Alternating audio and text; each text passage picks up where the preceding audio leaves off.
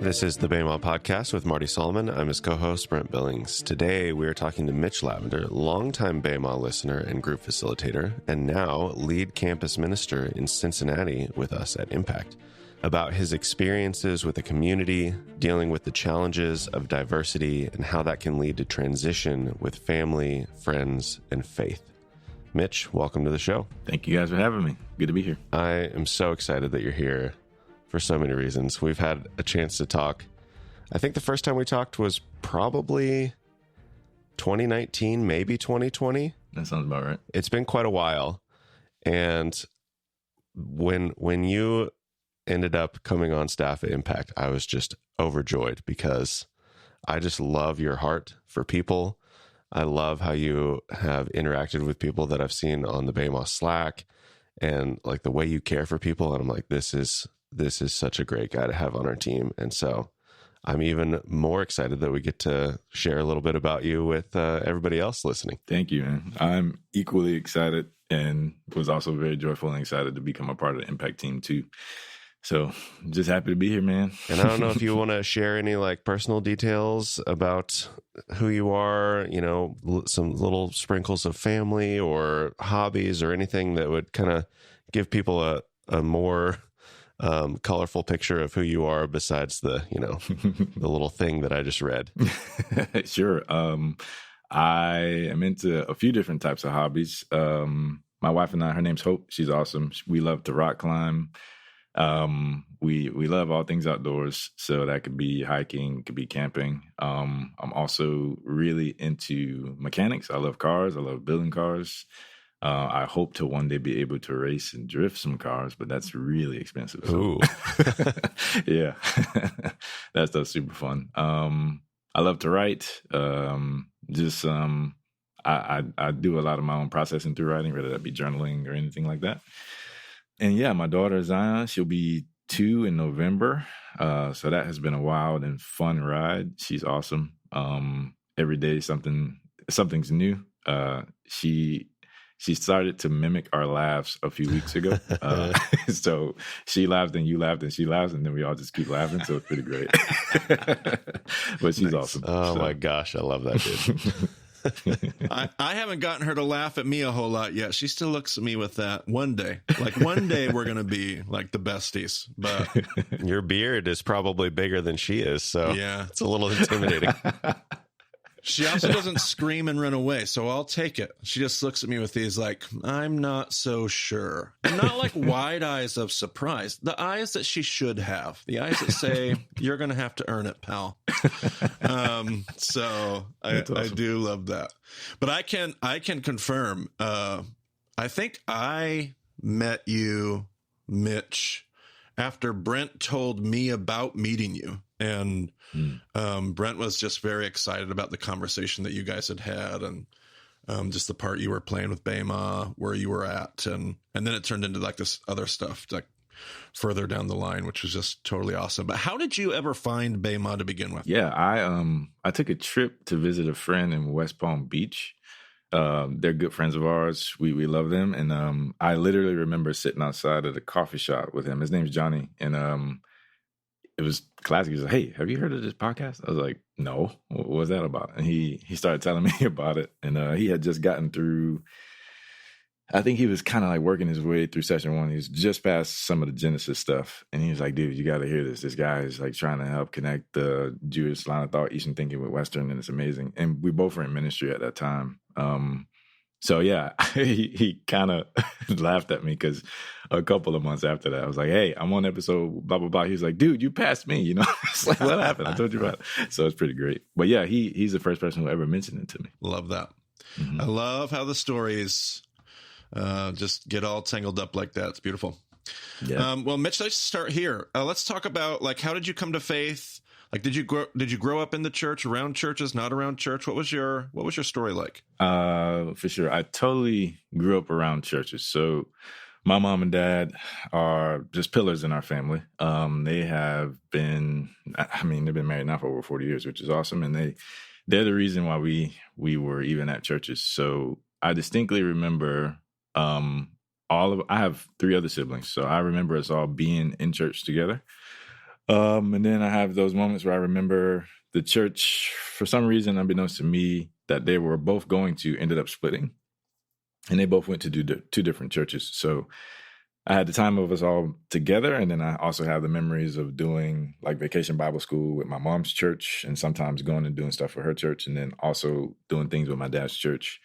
My mom's church had more of a charismatic flavor. My dad's church had more of a Seventh-day Adventist flavor. So church with him on Sunday, sometimes with my mom. Oh, sorry, church with him on Saturday, sometimes church with mom on Sunday.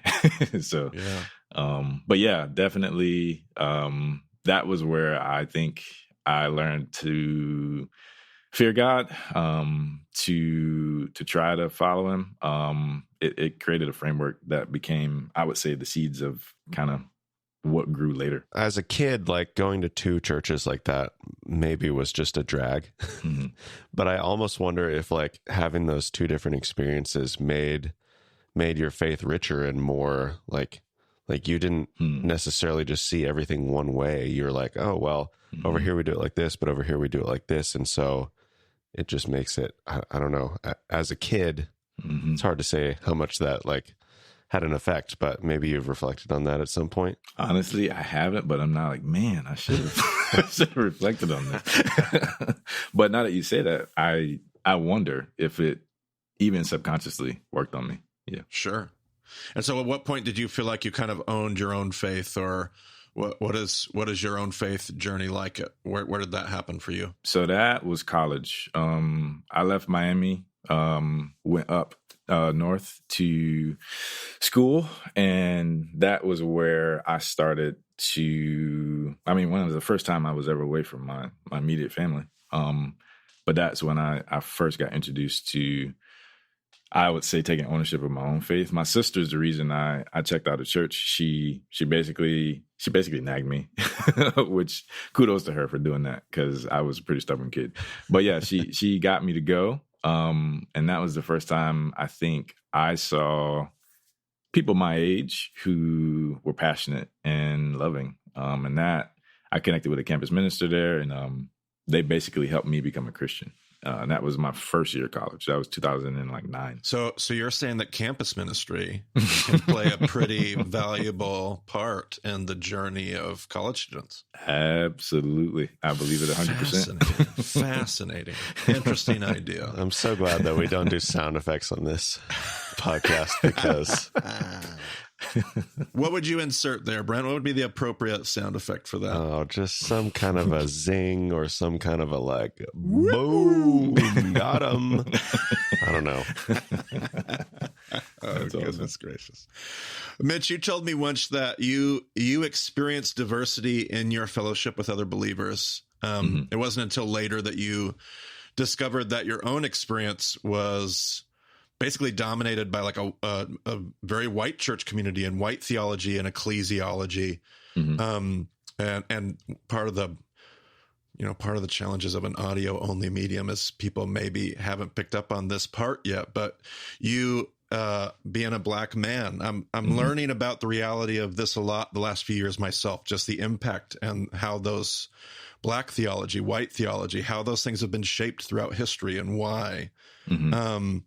Can you talk about that some? Like, what did you experience as you discovered that? What was that kind of like? Yeah, absolutely. And thanks for asking that question. So I'll lead with saying this. My experience with my church in college was probably one of the most beneficial and life-changing times in my life. I'd never seen anything like it before. I'd never seen a group of people, young and old, who were passionate about really trying to follow Jesus. And when I look back and reflect on that time in my life, it was about a decade.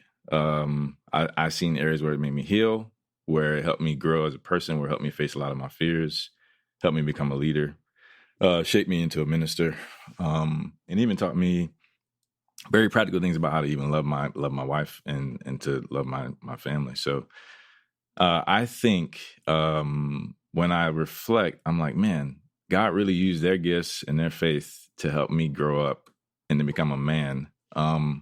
And there came a point where it was time for me to transition out.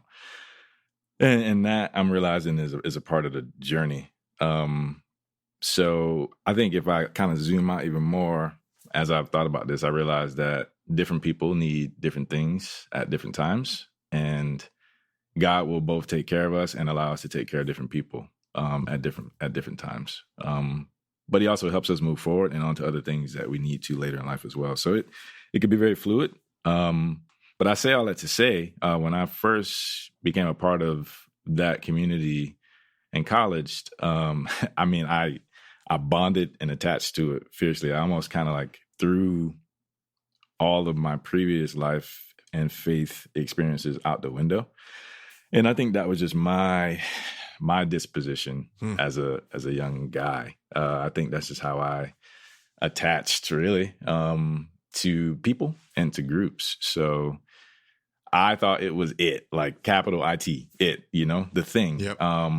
And for a while, it really ordered my life for sure. So I think with time, I began to see it wasn't that simple. And yes, this group was mostly white, mostly middle, upper class. This was the it group that you were attaching yourself to. Yeah, absolutely. Yeah. And I love them, all of them. No issues there at all. But I think the thing that I didn't know just as a young man is like, oh yeah, every community of people has their strengths. Every community of people has their weaknesses. That's just given. I think even if this community of people weren't white, if they were Black or any other kind of ethnicity, I think the same kind of attachment could happen. I could see it happening easily to me. Or people who would say, hey, I kind of had that same disposition. So anyway, I don't think it's necessarily a Black or white thing, but more of a people, emotional need, worldview, life experience, trauma thing. But yeah, when I look back, here's kind of what happened. First, I think they gave me their best, which was good enough to help me become a Christian. And obviously, I'm eternally grateful for that. So they added to my faith from my childhood, I think I had a great foundation from my parents. And then I think God continued to add to it while I was in college. But the experience was largely from a single perspective. And that perspective, because they were white, happened to be a white perspective. That was their experience. Again, nothing inherently wrong with that, but that was what they brought. Yes, I think in what they were able to pass me, I didn't see it in the moment, but we weren't really connected to any other Christian groups who had a different way of viewing things.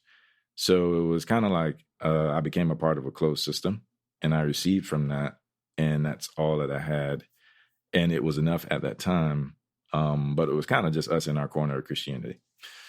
We probably wouldn't have said this out loud, but we kind of believed we were the only Christians, and that people who didn't think exactly like us or who didn't necessarily organize their doctrine the same as we did, we probably would have doubted their faith or their Christianity. And I'll even jump in here, Mitch, I love what you were saying about, this isn't a Black thing or a white thing. It's the way that we attach to different communities thing. Mm-hmm. And I love how you're talking about the diversity and the importance, because it doesn't matter if I'm white attaching to a white community, Black attaching to a Black community, any kind of combination you can come up with. Like I got an email recently from one of our listeners talking about in a Black church community, they totally understand why I talk about eschatology or even soteriology, the salvation, or the end times, or heaven, or rapture.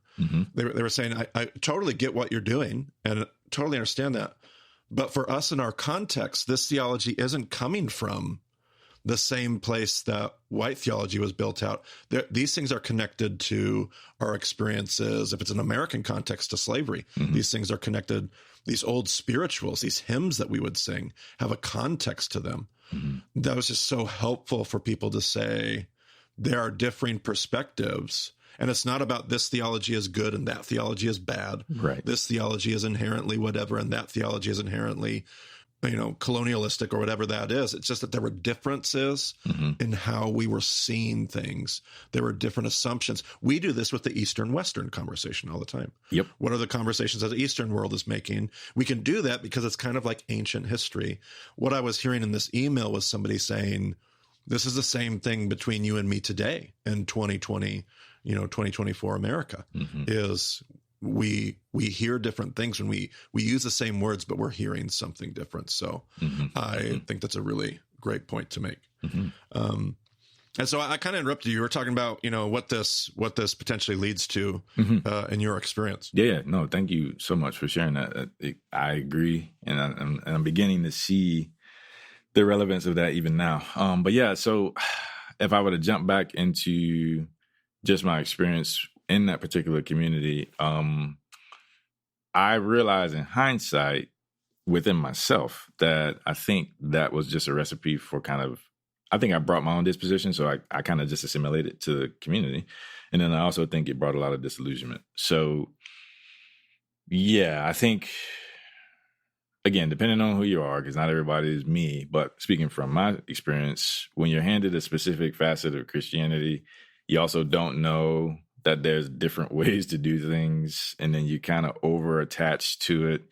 You begin to think you're the only ones. You begin to think you're the hero. You can kind of have an elitist kind of way of looking down on other people.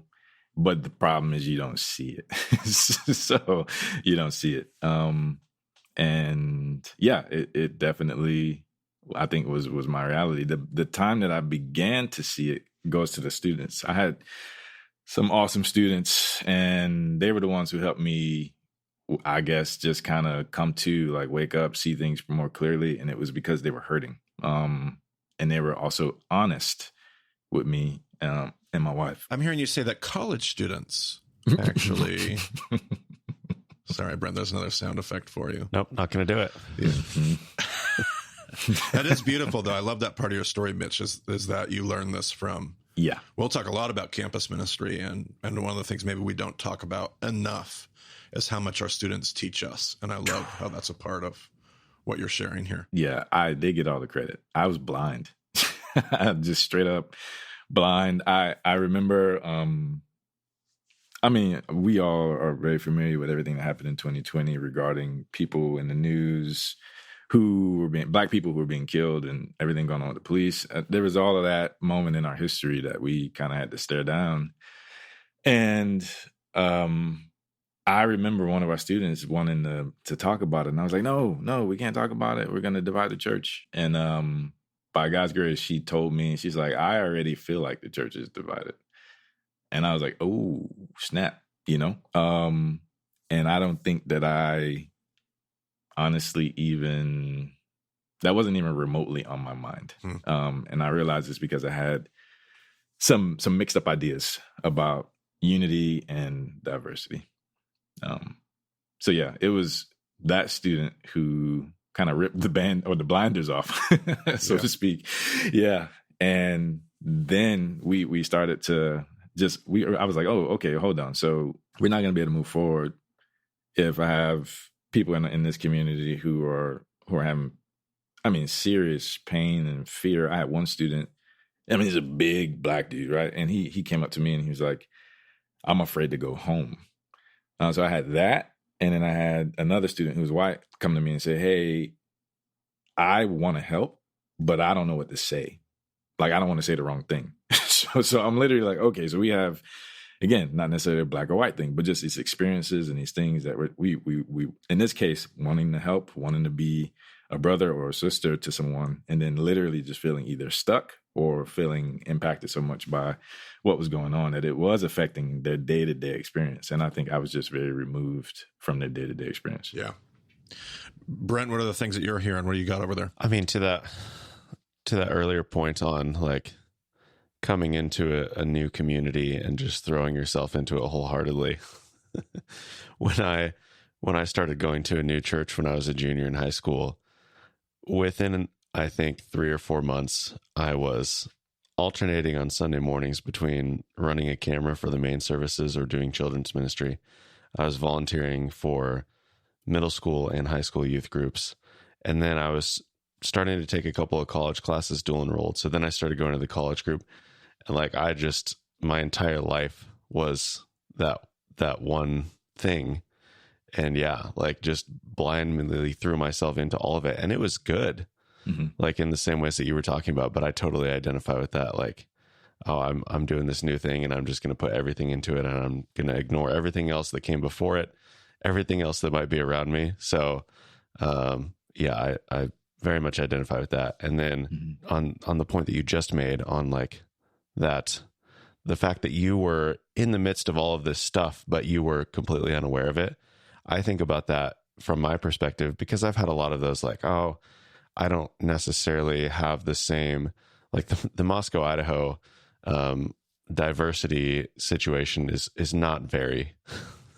So I think like, oh, well, if I was in a different part of the country where there was a lot more diversity, I would have a better handle on this challenge, and I'd be able to help more. And it's like, it doesn't necessarily matter where you are, because if you're not intentionally engaging these things, then it's easy enough to ignore it, even when it affects you, and you don't even like, you just find ways to move forward and set it aside. So yeah, I appreciate you.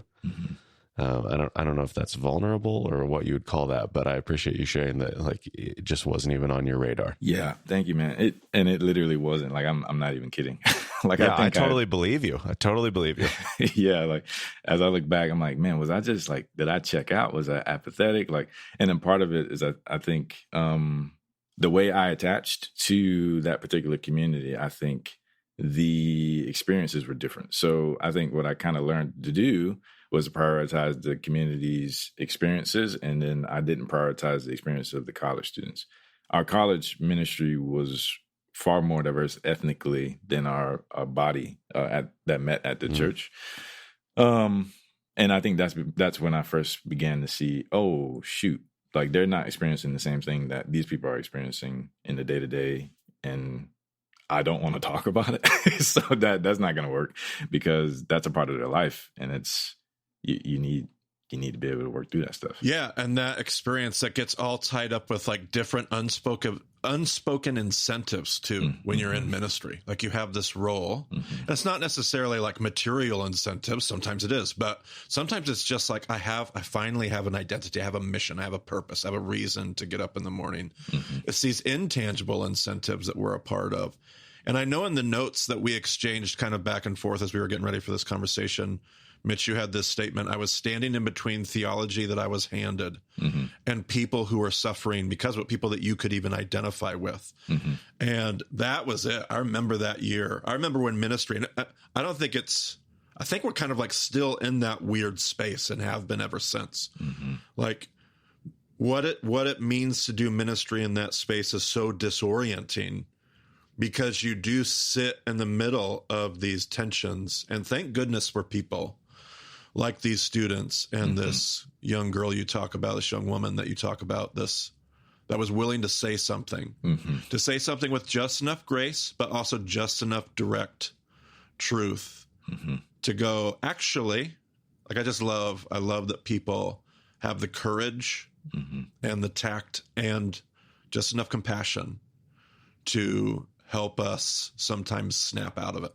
Yep. Because we have a lot of reason to stay in it. Yeah. Especially when we're the ones who are comfortable. Yeah, absolutely. Yeah. So I'll ask you this, kind of another topic here. Mitch, you said you had a passion to see this kind of coming out of this. You have a passion for the spiritual community to create spaces to talk about the tensions that were all around you.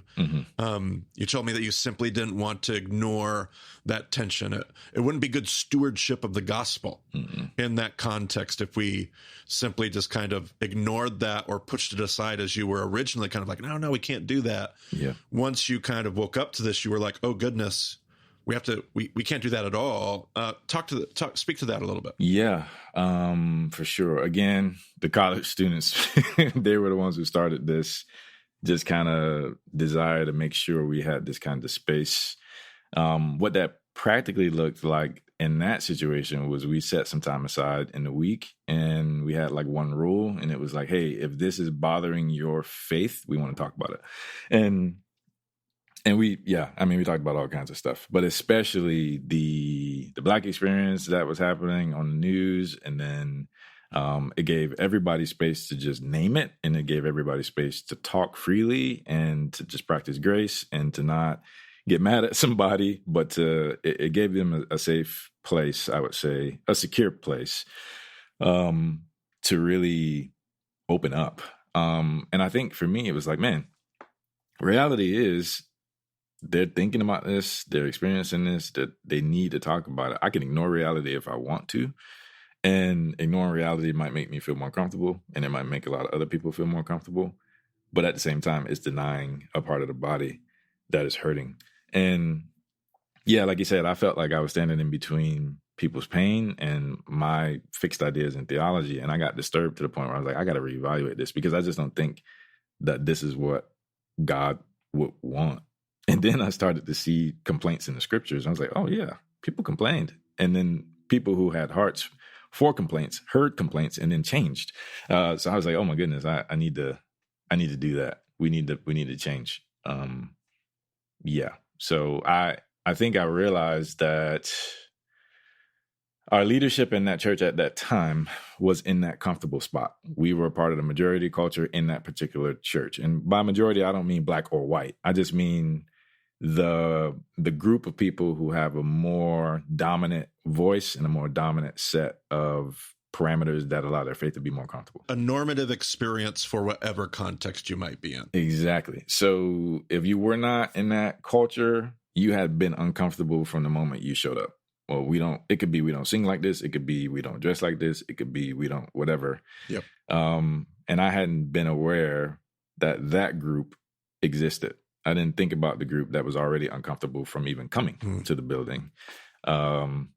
So when I realized that, I was like, oh, okay. So again, by the grace of God, through the students, they helped me see there's a whole bunch of people like that. Not everybody says something, but some people do. And people who did, I give the credit to, because they helped me see, okay, we definitely need to deliberately create some space where they feel like their needs are getting met and where they feel like they have a place to belong as a part of this family. Because we can't just say we're not going to talk about something. That doesn't work in any family, to ignore something that people are dealing with. It doesn't help anybody. I feel like part of the struggle in trying to embody the gospel in that space, personally, when sometimes that normative experience, that larger institution or the communities that might be around us, when they're not moving at the same pace. Like, so you talk about this, a very personal experience, like you're processing this at a particular, and we've all been, like everywhere I go in the country, we talk about, it might not be this same cultural moment of 2020 that we're all kind of unpacking in your story, but we all know what it's like to wake up to something. And then to look around and realize that the community around me is not moving at the same pace that I am. And I don't even mean by moving, I don't even mean maybe I'm the one that's still blind, or maybe but you just see that you're like on this different path, either moving in a slightly different direction or at a different pace. And it becomes very difficult to know how to embody, how to embody the gospel when you kind of start to feel like you're, I don't know if isolated is the right word.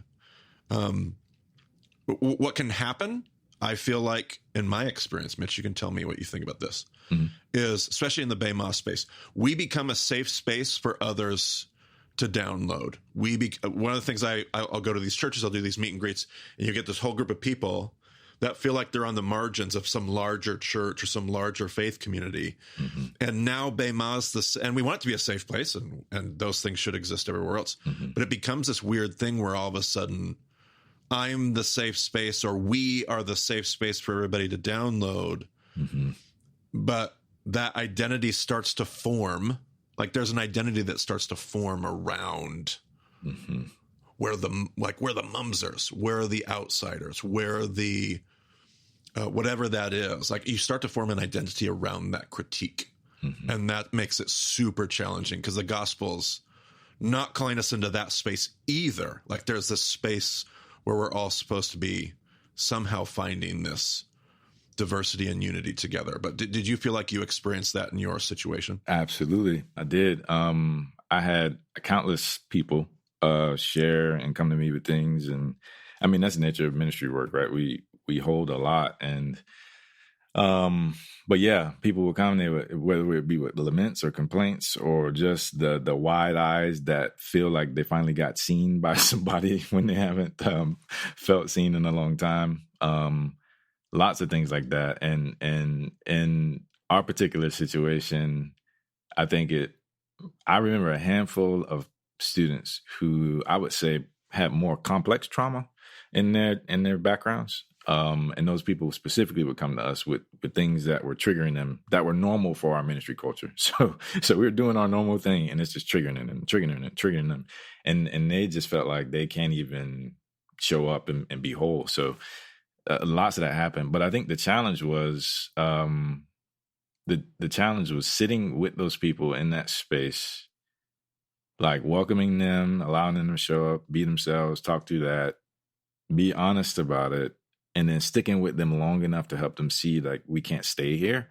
And it's always, I hate saying that because I think people hear that too soon every time. Yep. So I normally never say it. Yes. Honestly, I usually don't even say it. I just sit and I try to walk with people. Yep. And listen and encourage them and empower them to continue to do what they need to do based off of their values. But yeah, it's hard because we can literally become the very thing that hurt us if we're not paying attention. So well said. Golly, that's hard because I mean, there's a few things that should be relatively easy, like easy to affirm. Like the gospel should be this place where we're invited to come together with empathy, where we should be practicing good listening, where we should be seeking understanding. I would think that we should all be able to pretty readily understand, like the gospel should be something where we're wanting to see others flourish and not just our own tribe, whatever that tribe might be ideologically or politically or anything else. It should lead us to a rallying around the person of Jesus. The challenge is we typically want to rally around our ideology, rally around our self-interest, or even rally around our hurts. And you're so right, because you cannot look at a hurting person or a group of hurting people and say, yeah, but we can't rally here. Like, that's just not the right thing to say. And you can never control how fast or when a group or a person is ready, like legitimately ready. Right. Like, not like, well, they should be ready. No. We don't, like, that's not how humanity works. It's not how it's not how empathy works. And so there's this thing that we're aware of. And I love that you had the self-awareness to go, but you can't say that, not just because it's not appropriate. Like, it's not helpful all the time. It's not spirit filled. Like, that's not what the gospel is inviting us to do together. It's a reality that sits underneath it. And sometimes we try to grab the steering wheel or, like try to drive ourselves out of that valley. And it was just such a good point. Absolutely. Yeah. Thank you, man. Yeah. I love what you're saying, because I'm thinking like, man, it was empathy. It was listening it was dropping my agenda, listening and dropping my agenda and trying to understand the people who were hurting and the people who weren't aware that people were hurting. That, I think that's what I see Jesus do to build bridges. I think those bridges can nurture against our tendency to kind of isolate ourselves and form these identities around our ideologies, our hurts, and our self-interests. I think when I reflect about my experience in that, I totally wouldn't have heard somebody if they were like, oh, you got to get through this. I wouldn't have heard that. I just wouldn't have. That was not what I needed. And that's a part of like why I don't say that. I think the challenge for the person on the outside looking in is to trust that process is going to be guided by God, and to not, like you said, put your hands on the wheel and try to force it. Because when you're the minority culture, no one listens and no one cares, or it seems that way. Maybe they're just blind to it and they're not really doing that on purpose. Maybe there's compassion fatigue, maybe whatever. There could be a host of reasons that disconnection is there. But when that disconnection is perceived as somebody who doesn't care, all you really have are the people who you're hurting with. And I think the challenge is when you're surrounded by everybody who's hurting, I think the challenge is not not allowing yourselves to repeat the things that are hurting you. So yeah, we're all hurting. We have this common experience. We're going through this. Feels like nobody else in the world gets it, but we can't then become the people who close ourselves off and then distance ourselves from having open hands and willingness to connect with more people. And it's so easy to do because you're kind of in survival mode. So when you're in survival mode, in my opinion, you're trying to survive. So you're not really thinking about, anything that makes you feel unsafe. You're just trying to get through things. And it's really easy, in my experience, to say, I don't feel safe and I just need, I need to be safe. But then in the same token, if I'm not paying attention, which in some cases I'm guilty of, me trying to stay safe kept me from being generous and open-minded and open-handed to connecting with other people. Either way, I had to keep trusting. And I think I couldn't do that by myself. Well, I think one of the dots I keep connecting in what you're saying, especially when you share these thoughts about the minority culture, is the Bible is written from the minority culture. It's written about the minority culture. And oftentimes, at least in the white spaces that I've occupied in white theology, we easily forget that. And we've mentioned that before in BEMA, maybe in different contexts, but the Bible is written from the people that are under the boot of empire, from the people that are on society's margins. It's usually written by the underdog. That's the voice that the Bible is speaking to, and the place where the Bible is speaking out of. The reason why I think it's relevant to what you're saying is that means that all the scandalous teaching on forgiveness, on peacemaking, on loving your enemies, isn't being handed to the oppressor side of the conversation, the majority culture, to be utilized or even weaponized at worst. These things are coming out of Jesus' Sermon on the Mount. Right. I mean, that's being spoken to and out of a context. It's being crushed by Rome. And here's Jesus saying, love your enemies. Yeah. Jesus is teaching on forgiveness. And I think, that's a very hard thing to experience or a line to walk. And yet that's really what the Bible is speaking directly into and out of. Yes, I couldn't agree more. And I think, man, on my best days, that's why I'm so compelled by Jesus, because he's not some guy who was just nice and clean and on a high tower, living a very simple, pain-free life, and then preaching these things. He was somebody who he went through it, and what came out of him was love. He didn't repay evil with evil. He didn't. He wasn't resurrected and then came back and said, "No, you almost suffered." Like he kept doing good no matter what. But he wasn't free from the pain or the trauma. So the gospel speaks to that. And I think just this experience helped me realize, man, I can't outgrow the gospel. It meets me. It meets me even in those places.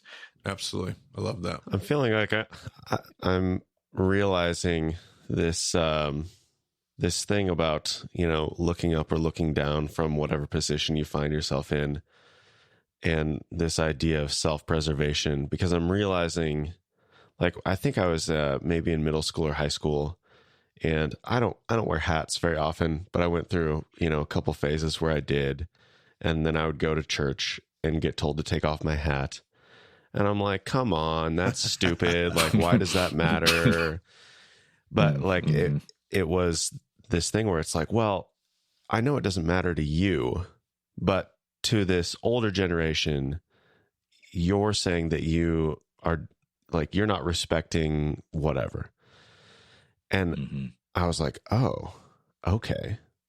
Well, yeah, it doesn't matter to me, but also it doesn't matter to me. So if it benefits the community that I'm in, and like, I know those people, I love them, I will take off my hat on their behalf. And that was like, I was a dumb kid, so I had to learn that, but it was also easy to do.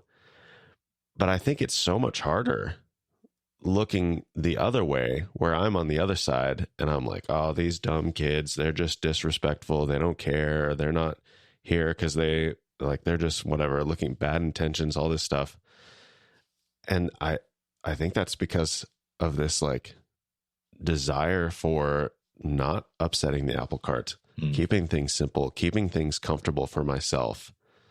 Like, I don't want to have to consider their perspective, because then I might have to change, or I might think like, oh, maybe they have a point.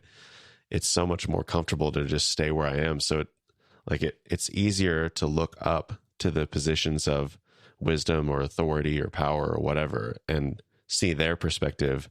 It's so much more work to look at the people who I perceive to be lower than me in whatever way and see from their perspective. And that's something, I think I still have so much work to do, but just listening to the stories, like you listen to your college students, and it's like, oh, I need to change. Something needs to change about this, because now that I've heard that story, how can I not have empathy for that situation? And yeah.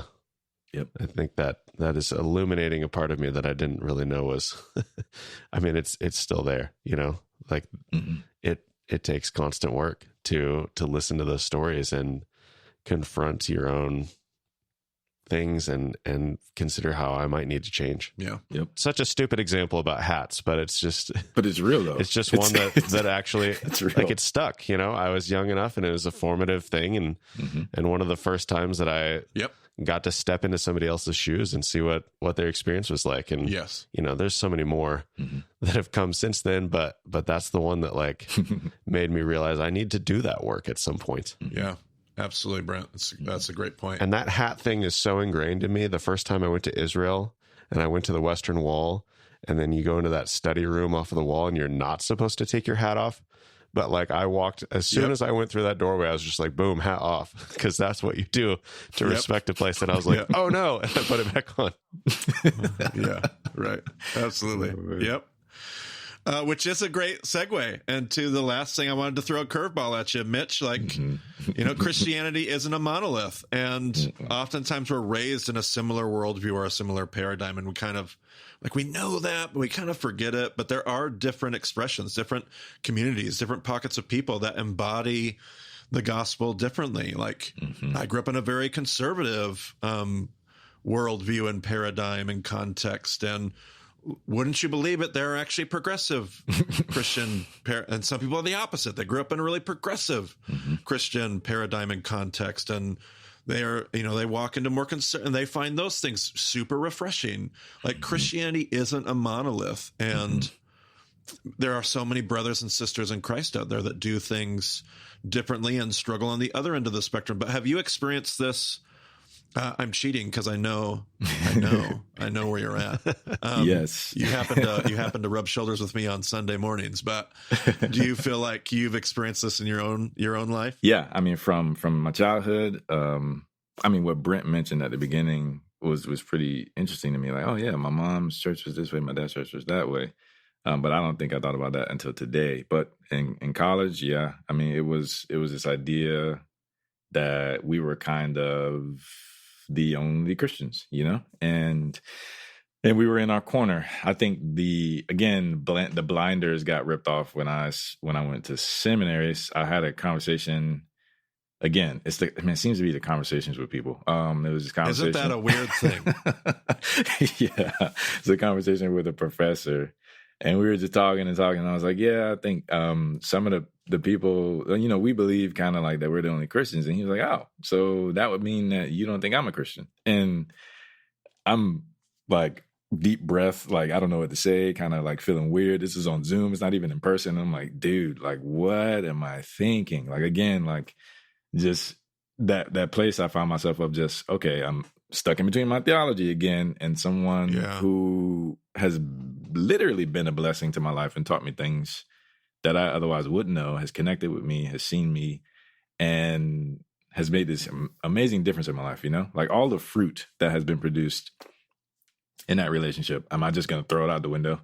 He's not a Christian, And it just made me confront that idea, like, oh yeah, we can't be the only people who are following Jesus, And not to mention going down the rabbit hole of how many things I got wrong, right? So it's like, man, do I really think it's just me? So I had to sit with that and just kind of be uncomfortable and just make my mind up, no matter what, I just can't believe this. And I think it's scary. I'll speak to my own fear here. It's scary when I don't even know if it's accurate to say the majority of people believe that, but I would say the atmosphere was that. So when that's the atmosphere you're in, regardless of whether people say it or not, you sort of kind of feel scared about being different, or admitting that you see something different. So it was scary. But yeah, I mean, that was a tangible example of just where I think the dots connected. And I was like, okay, no, we can't just be the only ones. And again, going back and reevaluating and thinking about that.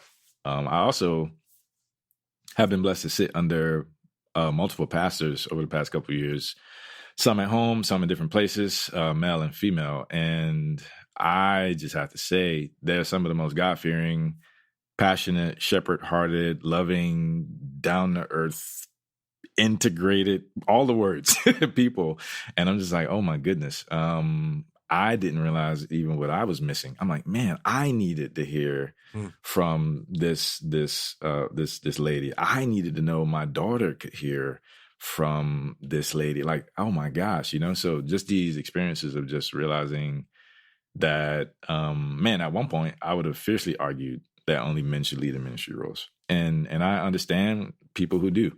Obviously, that was me. But after reading and experiencing some of these things, I'm like, I just can't think that anymore. Like, I see it differently. And I think, again, it's scary, but I think the reality is there are people who are faithful Christians who think differently. and for me, I'm used to people who think differently. I'm used to writing them off as not being faithful. So part of me feels like if I think differently, then all of a sudden I won't be faithful. But I'm realizing that God and God's people are meeting me in those places also. Well, and you nailed it when you said a moment ago, like, and the ways that we discover this is relationships. Mm-hmm. And mm-hmm. when I'm not seeking those relationships out, when I belong to a community that's not structured in a way where I just am going to rub shoulders. Like Brent, I was with Brent for 10 years in Moscow, Idaho. Like, you're just not going to rub shoulders with certain aspects of diversity there. Mm-hmm. And it's us that loses out because we don't get to have those experiences. We don't get to be awakened to these other voices. We don't get to wrestle with these things. Mm-mm. And so you're so right. And the other thing that comes to mind, Mitch, when people are stuck, when they feel like they're stuck, like, it's easy to get caught in this downward spiral of despair. Yep. Do you feel like the things you've experienced would allow you to say that there's hope? There are other ways of doing this Jesus thing. There are other ways of doing Jesus community. Mm-hmm. There are other things out there that may be even difficult to find. Mm-hmm. But do you think do you find hope in your story and your experience in that regard? Yeah, 100%. But I didn't find it right away. I want to say, like, it. Yes. The experience was scary. Many months praying, many months talking with people who I trusted, feeling like my compass was swirling around like Jack Sparrow's, kind of on like the Pirates of the Caribbean. I don't know what's going on, like literally just confused. Am I wrong for taking some time to be in solitude? Like, how do I discern between the advice I'm getting? Just this very disorienting time. So I want to name that because I'm not trying to expedite people's process, but I definitely think I just have found from personal experience that I cannot ever go. I can't out. What am I trying to say? I can't go to a place where God won't meet me there. And I think that's a tangible experience for me now. Like, I think that was theory a few years ago. Yep. But now I know, nope, even if it's dark and I don't think the sun is coming up and all the people who I thought were going to be there are gone, God is there. So yes, I think, to be a little bit more specific, that there is room for God's children to work together without sacrificing their personalities and their temperaments. If a person is feeling like they have to become a clone of somebody else and that they're going to basically rip themselves apart to become a faithful Christian, or even a step further in the vocational sense to become a minister, you don't have to do that. You don't have to throw yourself away. You don't have to get rid of what God put in you to be something that you feel pressured to be. And I don't think that I knew that But when I realized, oh my goodness, I can show up, I can be me, meaning true to my personality and my temperament. As a Jesus follower, he's going to point out the stuff I need to change anyway. So it's just, I can actually show up and be who I need to be. That gave me a lot of hope, because I didn't feel like I had to choose between my life and being a minister, or I didn't have to choose between who God designed me to be and being a Christian. He takes those things and makes them, I think, more beautiful. I do think that there will be a bunch of people who are very comfortable who will be upset with making room for people to be different. So I think when we are in leadership of any kind, that's hard, because it means we have to do some changing. We got to make some wiggle room. So I understand that difficulty can also be scary, very uncomfortable, and quite frankly, inconvenient.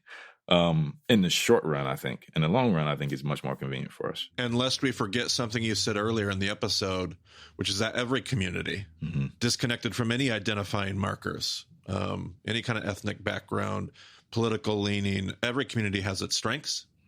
Every community has its, we said this in session 3, looking at zealots and Pharisees, and like every community brings something beautiful to the table. Every community can struggle. Yep. So lest we forget these communities, like let's say, Mitch, you've now found maybe communities that are more empathetic, maybe more inclusive, like a breath of fresh air from some of the things maybe you had experienced elsewhere, but they're not, I'm assuming they're probably not perfect either. Have you found that there are dangers to the gospel, even on the... Yes, 100%.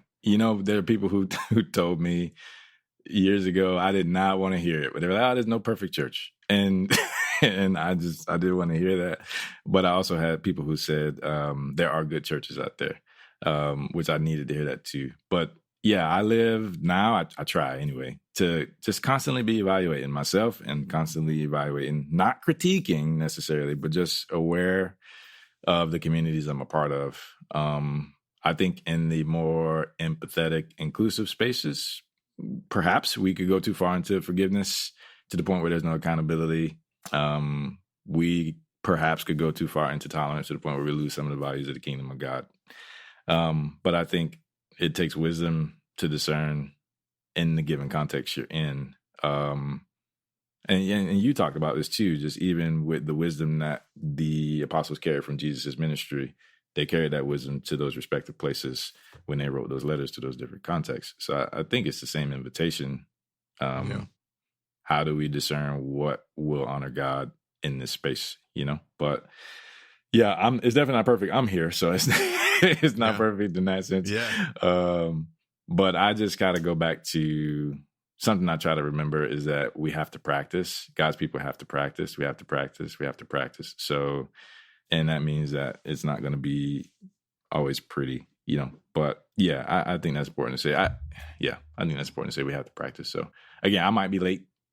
I'm pretty sure I'm late. I'm usually late, but I'm beginning to think that this is, wherever you may find yourself or wherever I'm finding myself, like I'm beginning to think that it's not necessarily about getting it all like right necessarily in the sense of how I think of right, but more about trying to follow Jesus, steward his life well, love, listen, like you said earlier, be empathetic, do our best to love God and actually love people, listen to those who are hurting, and trust that God will clear things up. Trust the story, somebody might say. Yes, they might. So, definitely. Spoiler alert for some upcoming episodes, but Josh Basse is going to talk about your Sabbath practice on a couple of episodes. So we're going to hear about that. But you just a moment ago, you said the word practice a bunch of times, and you talked about how you're constantly trying to evaluate the status of your community and where you are in it and who's there and everything. Do you have any practices that help you do that? Is there a certain regularity that you do this evaluation, or any ideas that can help other people engage this work? For me, what has been helpful in the new community I'm part of now has just been, one, trying to listen. And I had a a professor say that the community that we are part of should be shaping us over time into the person of Jesus. And that sounds nice and fancy, but like the point of it is like I've been trying to listen and see what I'm experiencing in the times of worship. Like, what direction do I feel like the things that are being said, the things that are being prayed, and also the disposition of the people who are shepherding that community, are those things shaping me, my wife, my daughter, more into these core values of Jesus? So that's one of the things, that's one of the little lenses that I try to carry around, is like, okay, are we being encouraged in line with the values of Jesus, not just in line with the ministry model? So just the ministry model, in my experience, some of it was aligned with Jesus, some of it wasn't. The problem was I didn't know the difference. So trying to be aware of what those differences are and just think about how we're being shaped. I would say the second thing is just, if something is on my mind, I've just been trying to have conversations, not judgmental conversations or anything, nothing weird, but just trying to learn. How do you guys do things? Like, why do you do things that way? Just being curious, I guess. That's been very helpful as far as just engaging.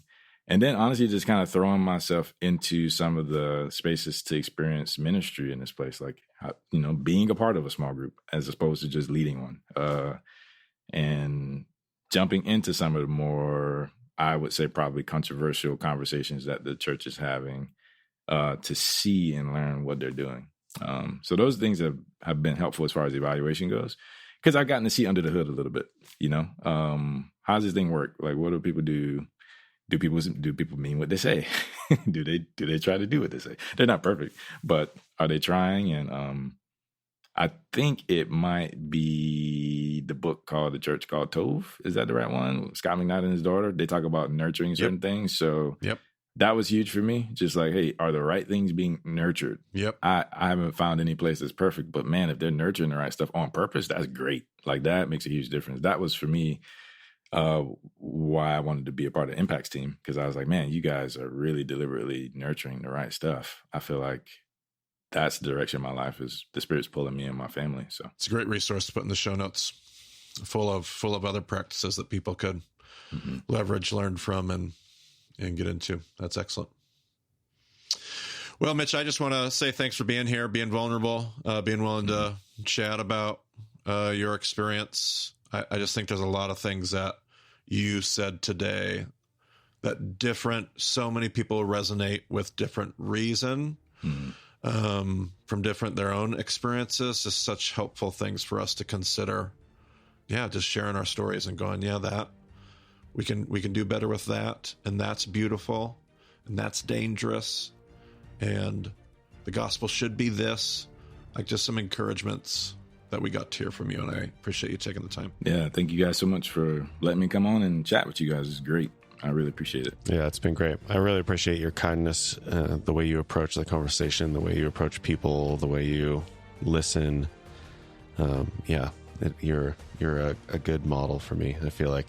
So thank you for being here and letting us learn from you. And obviously, nobody can go forward and take your entire experience and practice that whole thing, but hopefully everybody can find something in there that they can use to enhance their own community and to be a better member of whoever God has called them to minister to. So, yeah, that does it for this episode. You can go to BEMAdiscipleship.com to find show notes and anything else there. But thanks for joining us on the BEMA podcast this week. We'll talk to you again soon.